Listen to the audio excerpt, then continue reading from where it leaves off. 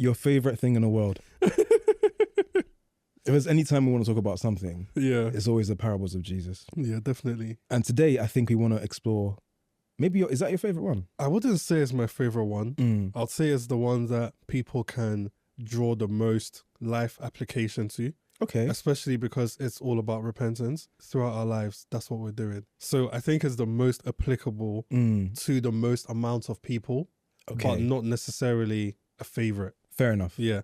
I guess it probably is my favorite. Yeah. Now, the tax collectors and sinners were all gathering around to hear Jesus. But the Pharisees and the teachers of the law muttered, "This man welcomes sinners and eats with them." So this is setting the stage for the parable of the prodigal son, where Jesus is about to respond to the Pharisees having a problem with him eating with sinners. Right. We see today Christian influencers and people in different levels of the influencer hierarchy in Christendom. Right. Doing things or going to places or associating with people have an issue with.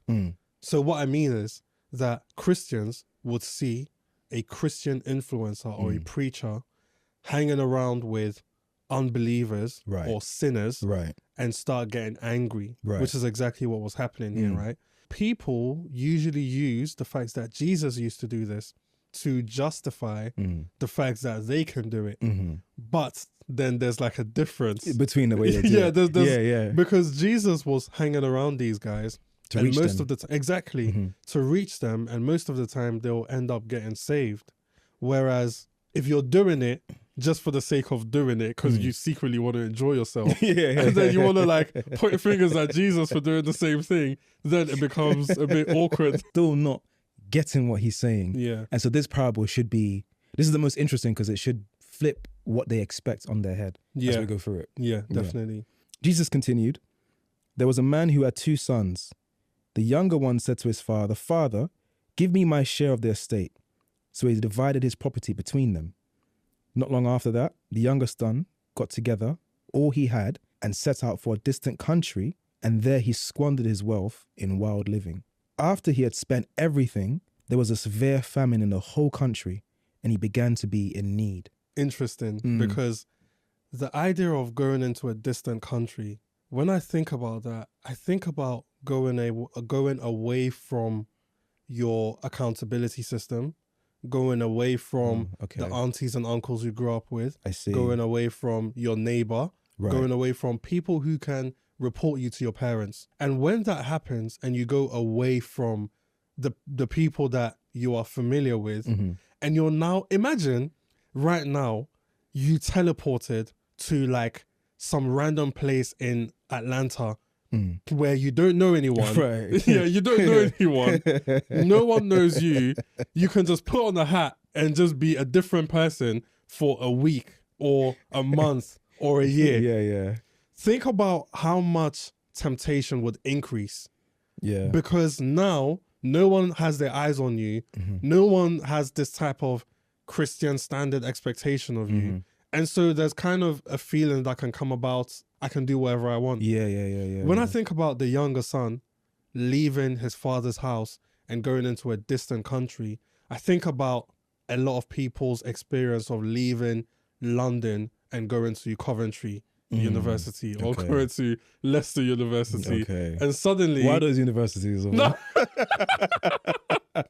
and suddenly, like someone who has... I don't know if I could say this and if we can keep it in. We'll cut it but out, let's say someone who's kept their virginity till they're like 18, the first week, freshers week, it's like 3 people.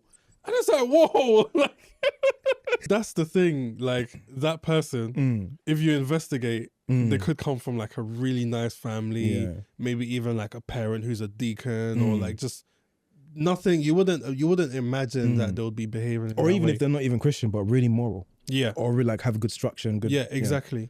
But that idea of going away, it's like you leave your morals behind, while you're, because you're in a distant country, living wild, Also, requesting your inheritance early is like a really massive insult, and almost like telling your parent. Yeah, I wish you were yeah. dead. Yeah, Like, yeah. It's like you're dead to me, Yeah, and I'm leaving and I'm moving on. yeah. And I think that especially back in the day, where people would have been a lot more cultured, Yeah. if I compare it that way, that would have been an even bigger disrespect to the father. 100%. So he went and hired himself out to a citizen of that country. So this is after the famine strikes, and now he's starving. Who sent him into the fields to feed pigs. He longed to fill his stomach with the pods that the pigs were eating, but no one gave him anything. At this point, he's not even eating it yet. He's just contemplating, like I can because no one's giving me anything, while he's begging someone to employ him for some work because he's squandered everything. Yeah. And the fact that he's going to be working around pigs, as a Jew, all the way in Leviticus, pigs are deemed as unclean animals. And so he's having to, it's emphasizing how much he's degraded himself by leaving his father, taking his inheritance prematurely. Yeah. When he came to his senses, he said, "How many of my father's hired servants have food to spare, and I am here starving to death? I will set out and go back to my father and say to him, Father, I have sinned against heaven and against you. I am no longer worthy to be called your son. Make me like one of your hired servants." This really shows the posture of repentance, because when you repent, you don't blame people. Yep. He didn't blame the conditions at home. He just said, he didn't even say I made a mistake. He just said, I've sinned against you and I've sinned against God. And I feel like that level of admission is what we need. That level of taking accountability and calling sin what it is, not calling it a mistake or trying to sugarcoat it. That's the type of posture that we see consistent in people who are repentant and coming back to God when they've made a mistake. So he got up and went to his father. But while he was still a long way off, his father saw him, and filled with compassion for him, he ran to his son, threw his arms around him and kissed him. Then the son said to him, Father, I have sinned against heaven and against you. I am no longer worthy to be called your son. But the father said to his servants, Quick, bring the best robe and put it on him. Put a ring on his finger and sandals on his feet. Bring the fattened calf and kill it. Let's have a feast and celebrate. For this son of mine was dead and is alive again. He was lost and is found. And so they began to celebrate. So we've both got sons. Yeah. And I've got two of them. Yes. Yeah, and they're reaching out on really age now, you know. Yeah. It's actually crazy now, you know. Yeah. It's funny because as we're going to read on, we'll see more about the other son. But I can see, because they're twins, they have distinct personalities. Yeah. So I can see the difference in the way that one behaves and the other behaves. Like, for example, the other day, Shane gets permission to go to the park along with Sean. And they end up calling some of their friends because they've now got a phone as of like 2 months ago. Yeah. So they got on the phone and they were calling their friends or WhatsApping or whatever. And then they all get there and they're in the park, and Shane and his friends decide they want to go to the construction area next to the park. So in order to get to it, he has to go underneath a fence, so peel it back and go under the fence, under some cave type area, and then appear at the other end where the construction site is. And they use it as kind of like a jungle gym. They're playing there. Shane goes ahead and does it. Sean sees that Shane is doing it and decides that he's not doing it because Sean knows the boundaries. Like, he didn't get permission to go over there. He wasn't interested in going over there. He's just going to leave Shane to do what he did. And Shane went in to do it. And Shane, fun fact, Sean named both his kids after himself, which is just like such a Sean thing to do. But yeah, go on. Do you know why? I named them after my name, which is God's grace. Yes, God's gift. Yeah. And it's like all your generations are called Sean, right? Yeah, I'm like everyone's. I'm Sean Jr., so I'm the second. Yeah. Oh, isn't your granddad Sean as well? No. Oh, okay, he's not. Okay. Yeah. But we have so middle names like a Spanish name. Oh, okay. Yeah, because he has some Cuban or something, whatever. That goes down. Okay. But the first name doesn't. Oh, okay. And then so thanks. And then Sean sees it and he decides not to do it. Yeah. And then Shane decides he wants to do it. Now, it's funny. So eventually, and Shane decides that he's going to be even more brazen and film it. Film. So he's filming himself there. Yeah. Like having fun, like 4 minutes of him just doing things that he's not supposed to do. thinking about the story, I'm thinking about how he's actually the older one. And he's watching the younger one decide that he just wants to do whatever he wants. And he doesn't even go to him and tell him, you can't do this, which I actually chastise him about, because it's like you're supposed to keep him. Like you're supposed to make sure he doesn't go and do something he's not supposed to. Yeah. Does that make sense? Yeah, yeah. It makes me think about, now my son, Isaiah, he is 2. And so he is inclined towards wanting to destroy everything. Yeah. And every time I tell him off, but anytime I tell him off, I put him in the naughty corner. Yeah. When he's like done being punished, he runs to me and gives me a hug. Oh yeah. And he cries in my arms. Yeah. And I don't know how to describe the feeling. It feels like a contradiction, innit? Yes. Yeah. Yes. It feels like he should be wanting to run away from me, but he's wanting to run to me because the same one administering the discipline is the same one who can give the comfort. Yeah. And that reaction, I think when we get older, we forget. Yes. And we do the opposite. And we run away from God rather than running towards him. 100%. Even though he that disciplines us or he that allows us to go through certain things is the same one that can comfort us if we decide to bring it back to him. He disciplines you because he loves you. Exactly. That's the expression of the love. Exactly. Yeah. And I think that even beyond the discipline type of scenarios, when I think about our emotions or our feelings or, temptations or lusts and all these sorts of different things. Right. These are all things that we can bring to God. But somehow we tell ourselves that we need to deal with it and we need to hide. Yeah. Kind of like correct ourselves. Yeah. In private. It's that feeling of when I'm good, I'll come to him. Yeah.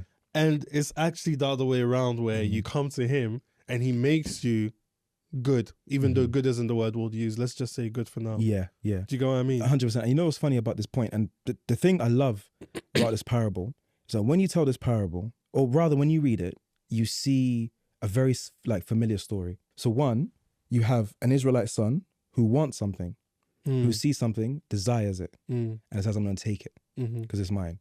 But the father wants to give it to them, just not yet. So he takes it, goes to a foreign land outside of the father's house. They're embarking on an exile, right? Then they get into a position where they're in like a slave-like position. They've given themselves over to someone they've begged to at least be a servant. That's why he compares himself to the servants in his father's house. Because at least them who are even hired servants can eat. And he himself is now at the position of a lowly servant, effectively a slave, now working outside his father's house in a foreign land. That's the entire Exodus story. That's the entire Genesis story. That's the entire Christian existence, really. Right? So it's that seeing the fruit, seeing it's good for you, desiring it, taking it, tree of knowledge, something that God wants to give to us anyway. He wants us to be that. But we decide to take it on our own terms, in our own time, ahead of God's timing. And now we're outside his presence, outside his house, in a foreign land as a slave because of our decisions. And then now comes the point where it's a case of you're running back. He does the right thing, right? He knows his father still loves him. He says at the very least, being a servant over there would mean that I would be fed, I'll be safe, so on and so forth. So let me make the wise decision. I just admit my guilt and come back. But the father greets him over, you're not even a servant, you're a son. Yeah. Does that make sense? His identity doesn't change. But rather, he thought it would. Yeah. So the same way that we think we're unworthy, we can't really do much, or you know what, let me just at least admit my guilt and God help me. It's not a case of come and be now my servant. It's literally now be my son or my daughter. Yeah. Does that make sense? Yeah, you come back to your original position. Exactly. And that's exactly the whole parable. But it doesn't stop there. Most people will remember, or most people would read this parable, and then later on when they remember it, they think, because I remember reading this years ago.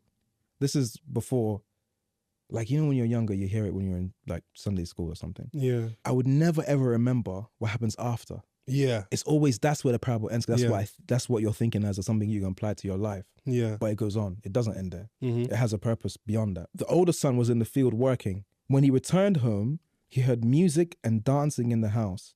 And he asked one of the servants what was going on. Your brother is back, he was told, and your father has killed a fattened calf. We are celebrating because of his safe return. Older brother was angry and wouldn't go in. The father came out and begged him, but he replied, all these years I've slaved for you, never once refused to do a single thing you told me to, and in all that time you never gave me one young goat for a feast with my friends. Yet when this son of yours comes back after squandering your money on prostitutes, you celebrate by killing the fattened calf. His father said to him, look, dear son, you have always stayed by me, and everything I have is yours. We had to celebrate this happy day, for your brother was dead and has come back to life.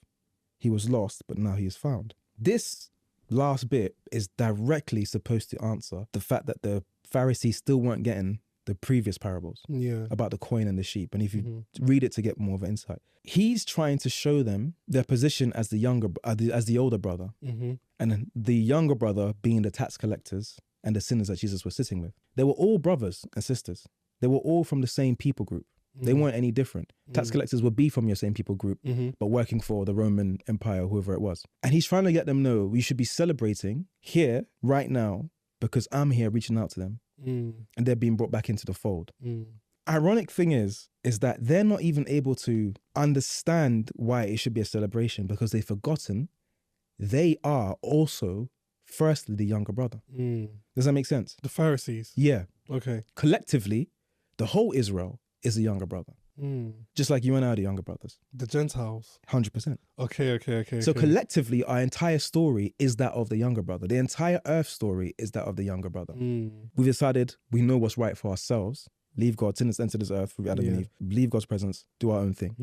We're brought back in by Jesus Christ. That's the story of everyone who ever existed decided to give their life to Christ. And also of the Pharisees. Yes. Does that make sense? Yeah. They are all the younger brother. They're all living in exile. They're all outside of God's presence. And Jesus is here to bring everyone back. They're failing to recognize that firstly, the entire Israel story is that of the younger brother. That's the problem.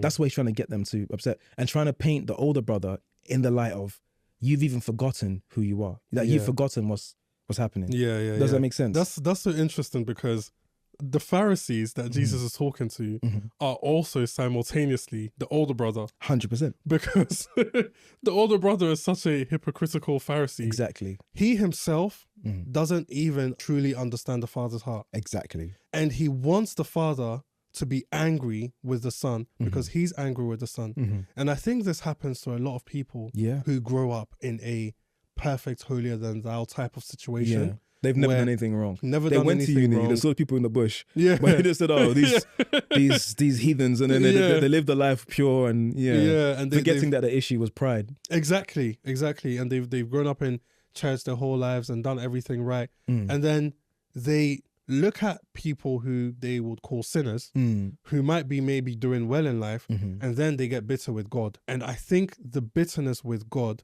is what they misconstrued as bitterness towards the other people. So they're actually angry with God, but they lash out at the people because it feels scary to be angry with in the same God. way that the older brother is actually angry. He's pretending like he's angry at the brother, but he's angry at the father for not recognizing that I've been good all this time. Exactly. What do I get? And I think it really highlights the same way that the Pharisees have a transactional, hierarchical mindset. That's how they worked and that's how they believed, right?